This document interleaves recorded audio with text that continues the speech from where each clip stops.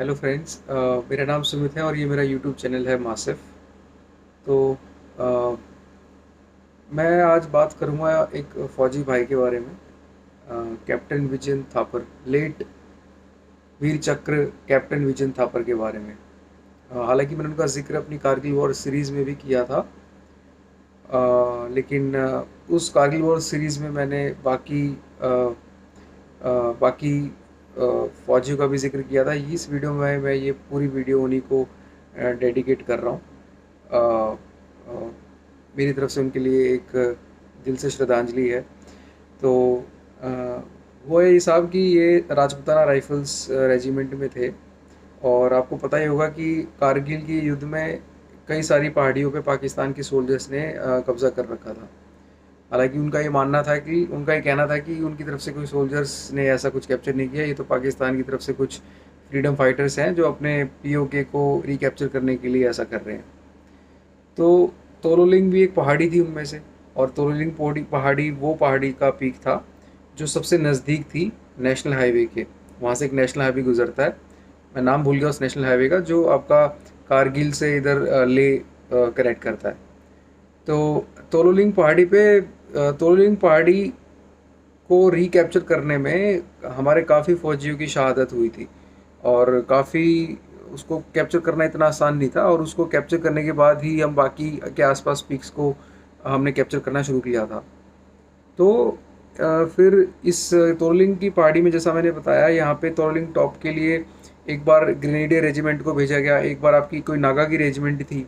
तो उसके बाद फिर ये टास्क दिया गया राजपूताना राइफल्स को। तो राजपूताना राइफल्स में थे कैप्टन विजन थापर। तो आप विश्वास नहीं करोगे, और क्या हुआ कि इन्होंने फिर तोरलिंग टॉप को हमने रिकैप्चर कर लिया था।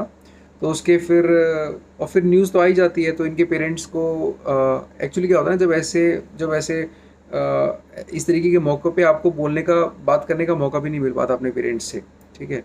तो 20-25 दिन हो जाते हैं आपसे बात किए हुए। तो उनके पेरेंट्स को पता भी नहीं था कि जब वो कुपवाड़ा गए थे, यहाँ से ग्वालियर से दिल्ली से होते हुए, ग्वालियर से दिल्ली, दिल्ली से फिर आई थिंक ग्वालियर से ही उन्होंने बताया था उनके फादर ने। मैं इंटरव्यू देख रहा था, मैं उस बीबीसी न्यूज़ हिंदी का एक इंटरव्यू का लिंक भी डिस्क्रिप्शन में दे दूंगा। तो आप चाहते हैं तो, अगर आप इस पूरी वीडियो को नहीं देखना चाहते तो आप वो वीडियो भी देख सकते हैं, वो ज़्यादा बेहतर है। तो तो वो कुपवाड़ा गए, तो इनके पेरेंट्स को पता भी नहीं था कि कारगिल में ऐसे ऐसे होगा कुछ। तो इनके पेरेंट्स को जब पता चला, जब उन्होंने तोरलिंग टॉप को कैप्चर कर लिया और इनका नाम अखबार में आया, तो इन्होंने बोला कि मम्मा, अभी मैं अगले 20-25 दिन के लिए आपसे बात नहीं कर पाऊँगा।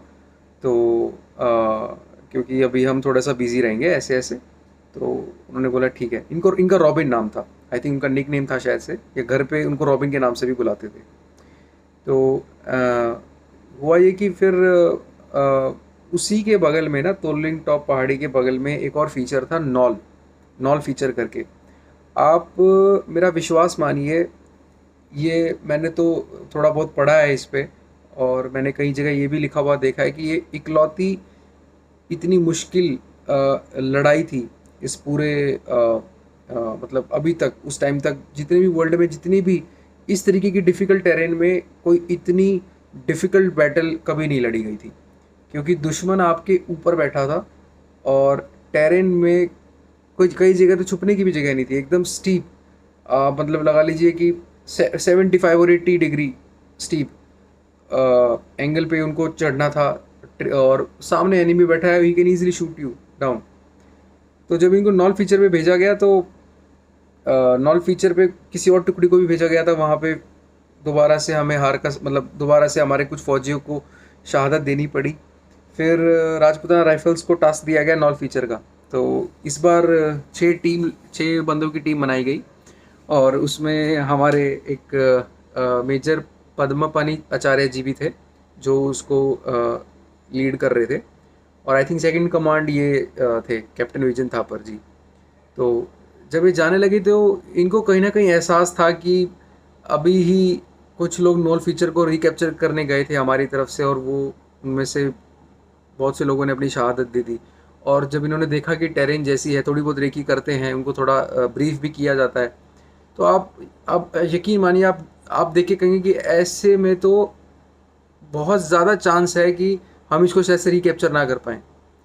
तो फिर लेकिन इसी चीज़ की मैं मतलब दाद देता हूँ कि वो ऐसी क्या वजह है कि इंसान अपनी सबसे बड़े, जो आदमी का सबसे बड़ा डर होता है मौत, ठीक है? आदमी उस मौत मौत को भी एक्सेप्ट करने के लिए रेडी हो जाता है। तो यार, इससे बड़ी चीज़ और क्या होगी? मतलब मैं मैं नमन करता हूँ ऐसे भाइयों को, चाहे वो किसी भी आर्म्ड फोर्सेस में, आर्मी में है, नेवी में है, या किसी पैरामिलिट्री फोर्सेस में, किसी भी सिक्योरिटी यूनिट में है। अगर कोई हमारे देश की रक्षा के लिए काम करता है तो वो यार, उनको दिल से मैं उनको नमन करता हूँ, कोटि कोटि नमन करता हूँ उनको। बहुत बहुत धन्यवाद देता हूँ कि वो, यार हम तो अपना आराम से यहाँ पे जीवन काट रहे हैं, लेकिन वो लोग, मैं सिर्फ बोलने के लिए नहीं बोल रहा, जेन्युइनली मैं बोल रहा हूँ यार। और आपको इस कहानी से पता चलेगा, कहीं ना कहीं इन 6 लोगों को पता था कि तुम वापस नहीं आओगे, क्योंकि बिल्कुल खड़ी चढ़ाई थी, लेफ्ट साइड में भी खाई, राइट साइड में भी खाई, मून लाइट वैसे भी थी, रात में भी अगर चढ़ते तो एनिमी जो है वो आसानी से आपको देख सकता था, छुपने की कोई जगह नहीं, ठीक है? स्लोप मैंने बताया, स्टीप स्लोप था। तो और वो मशीन गन लेके बैठे हैं ऊपर, आपको वो, आप लाइट मशीन गन भी आपको लेके ऊपर चढ़नी पड़ेगी, वो इतनी हैवी मशीन गन से लेके बैठे हैं, they can easily shoot you down. तो कहीं ना कहीं इनको पता था, तो इन्होंने क्या किया कि इन्होंने जाने से पहले अपनी चिट्ठियाँ लिखी अपने घर वालों के लिए। तो उस चिट्ठी में अब इन्होंने बोला कि भाई मैं जा रहा हूँ और इतने शॉर्ट नोटिस पे अब मुझे जाना पड़ेगा, तो अगर मैं आ गया तो फाड़ के फेंक दूंगा, अगर नहीं आया तो मेरे माता पिता को दे देना। तो जब वो टीम बन रही थी तो उनके एक बडी होता है, मतलब ही वॉज अ ऑफिसर। वो तो मतलब वो तो एनडीए के थ्रू सेलेक्ट हुए थे, अगर कैप्टन थे तो, इतनी यंग एज में। तो उनका एक बडी था, जिसको हम बोलते हैं सहायक। तो उनका नाम शायद से जगमाल सिंह था। तो वो होता है ना, एक जब एक भाईचारा आपका उस कदर का होता है कि आप ऑफिसर होके भी आप उस चीज़ को भूल जाते हो, और आपकी एक वो इस तरीके की एक दिल से भाईचारा बनता है। आप ये नहीं सोचते कि कोई मेरा बडी है या मेरे से सीनियर है, एक कमराडरी इतनी अच्छी डेवलप हो जाती है। तो वो उस तरीके की जगमाल सिंह और उसके ऑफिसर कैप्टन विजन थापर के बीच में उतनी अच्छी कॉमराडरी थी। तो जगमाल सिंह को जब ये पता चला तो वो टेंट में गए, उन्होंने बोला कि मैं साहब के साथ मैं भी जाऊंगा। अब देखो, ये देखो आप, ये होता है भाईचारा। तो जगमाल सिंह और उनकी खूब बनती थी। जब उन्होंने, मैं वो खत पढ़ के बताऊंगा आपको कि उस खत में क्या लिखा है। तो और हर एक ने वो खत लिखा। और जब ये ऊपर पहुंचे तो जैसे ही पहुंचे वहाँ पे फिर एनिमी ने अटैक कर दिया। तो तो वो जो उनकी फायरिंग हुई उसमें कोई कोई शेल शायद से एग्जैक्टली वहीं आके गिरा जहाँ पे ये लोग छुपे हुए थे। और जगमाल सिंह अपने कैप्टन विजन थापर की लैप में उन्होंने अपनी आखिरी सांस ली थी। और उसको देखकर कैप्टन विजन थापर एकदम स्टंड हो गए थे, एकदम, मतलब होता है ना, एकदम आदमी एकदम शॉक हो जाता है कि क्या करूं मैं, एकदम जैसा बॉर्डर मूवी में दिखाया है। वो सुनील शेट्टी का जो सीन है, तो border movie by the way उनकी सबसे फेवरेट मूवी थी। तो उसके अक्सर गाने चलाया करते थे। और भक्ति में बहुत विश्वास था मेरे भाई का। मैं तो भाई मानता हूँ यार, मैं नहीं सोचता कि मैं उनसे कभी नहीं मिला तो वो मेरे भाई नहीं है। मैं दिल से कहता हूँ, मैं खुशी है कि मैं अपने भाई के लिए एक ऐसी वीडियो बना पा रहा हूँ और आप लोगों तक पहुँचा पा रहा हूँ कि उन्होंने कितना बड़ा सुप्रीम सेक्रीफाइस दिया। और ऐसे ना जाने कितने और कैप्टन विजन थापर हैं। तो उन्होंने फिर वो स्टंट हो गए, तो पीछे से कोई आए सूबेदार जी, उन्होंने बोला अरे खड़े हो, लड़ना है हमें।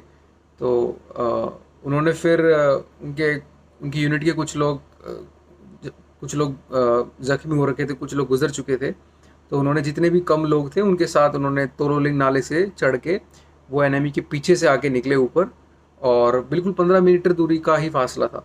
तो वहाँ पे उनके पास मशीन गन थी, तो उन्होंने फायरिंग शुरू कर दी। अब एम्यूनिशन, देखो आप इतनी ऊपर चढ़ते हो तो आपको एम्यूनिशन भी सप्लाई करना पड़ता है। तो एक टाइम पे आपका एम्यूनिशन भी खत्म हो जाता है। उनके पास तो पूरा सप्लाई था, ऊपर सप्लाई हो रहा था पीछे से, पीओके की उस तरफ से। तो ये जो थे ये इन्होंने फिर जब कुछ देर के लिए फायरिंग बंद हो गई तो इन्होंने सोचा कि ये सही मौका है। तो ये जैसे ही उठे तो उसके इमीडिएटली उसके बाद एनिमी एकदम अपनी ताक में बैठा था, और उन्होंने उसी वक्त इनके हेड पे शूट किया और ये वहीं पे इंस्टेंटली कोलैप्स हो गए। तो ये कहानी थी कैप्टन विजन थापर की। अ, तो उस खत में मैंने वो खत पढ़ा है, और वो खत आप कभी लद्दाख वगैरह घूमने जाओगे तो लद्दाख से जब आप इस तरफ आओगे, आप कारगिल की तरफ आओगे, तो वहाँ पे उस क्षेत्र में आपको आर्मी म्यूज़ियम भी मिलेगा रास्ते में। तो उस आर्मी म्यूज़ियम में उनके उस चिट्ठी की जो उनके माता पिता को उन्होंने लिखी थी, उसकी एक कॉपी भी रखी है। आप गूगल पे भी पढ़ सकते हैं। तो मैं एग्जैक्टली सारी बातें रिकॉल नहीं कर पाऊंगा, बट मोटी मोटी बातें बता देता हूँ। तो ये उनके शब्द थे, और अगर ये आपको इंस्पायर ना करे तो क्या इंस्पायर करेगा, मुझे बताइए। उन्होंने बोला कि मैं हिंदी में बता देता हूँ कि मम्मी पापा और एक दो और उन्होंने नाम लिखे थे कि जब तक ये चिट्ठी आपको मिलेगी, जब तक ये चिट्ठी आपको मिलेगी, मैं ऊपर अप्सराज की, अब जो अप्सराएं होती हैं, मैं उनकी हॉस्पिटैलिटी को एंजॉय कर रहा हूँ ऊपर हेवन से। ये उनके शब्द थे। उन्होंने बोला कि मुझे इस बात का मुझे मुझे अगर मेरे साथ मुझे अगर अगली बार भी मौका मिलेगा, मुझे कोई रिग्रेट नहीं है कि मेरी शहादत होती है। अगर मुझे अगली बार अगले जीवन में कोई मौका मिलता है तो मैं फिर से अपने देश में इंडियन आर्मी ज्वाइन करना चाहूँगा। और उन्होंने इस चीज़ का भी जिक्र किया था कि अगर मेरे ऑर्गन्स लिए जाएं तो वो लिए जा सकते हैं। ऑर्गन डोनेशन अगर पॉसिबल है तो मेरे लिए जाएं। अपनी शायद से उन्होंने आइज़ की, ऑर्गन की, आइज़ और आई का जिक्र किया था उस चिट्ठी में, अगर मैं गलत नहीं हूँ तो। फिर उन्होंने बोला कि जो जहाँ तक आर्मी यूनिट का सवाल है, तो जो यंग चैप हैं, जो नए रिक्रूट्स हैं, उनको उनको ये बात उन तक ये बात पहुँचाई जाए कि हमने उनके लिए कितना बड़ा सेक्रीफाइस किया है। और उन्होंने अपने पापा से रिक्वेस्ट करी कि पापा अगर पॉसिबल हो तो आप एक बार आना और देखना कि हमने आपके लिए कहाँ पे अपनी जान दी है, अपने देश के लिए हमने कहाँ पे आपके आने वाले कल के लिए, where we have laid our supreme sacrifice for your tomorrow. अगर पॉसिबल हो तो पापा एक बार देखने आना। उनके फादर साहब गए भी थे बाद में उस पॉइंट पर जहाँ पे उनकी शहादत हुई थी। तो ये सब बातें लिखी थी। उन्होंने बोला कि मम्मी हो सके तो हर महीने रुखसाना को कुछ पैसे भेजते रहना। रुखसाना एक वो लड़की थी, वो बच्ची थी जिसके फादर को मिलिटेंट्स ने मार दिया था वैली में, और रुखसाना फिर स्कूल में गई और वो अपना she could not speak after that. तो जब ये कश्मीर में पोस्टेड थे तो ये अक्सर उस लड़की से मिलने जाते थे, उस बच्ची से स्कूल टाइम में, और ये और जगमाल सिंह। और बाद में उस लड़की को वो दोबारा से उसने बोलना शुरू कर दिया था, और उस लड़की के साथ काफ़ी अच्छा टाइम स्पेंड करते थे। और तो इसलिए उन्होंने जाते जाते उस बच्ची के बारे में भी सोचा कि मम्मी आप उस रुखसाना को हर महीने पैसे भिजवाते रहना।